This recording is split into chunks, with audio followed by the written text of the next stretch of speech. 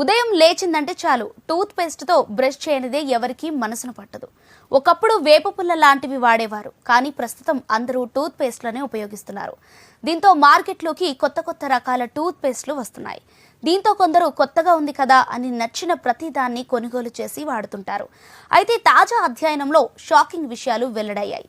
Tooth paste వాడే వారికి cancer వచ్చే ఛాన్స్ ఎక్కువగా ఉన్నట్లు శాస్త్రవేత్తలు చెబుతున్నారు.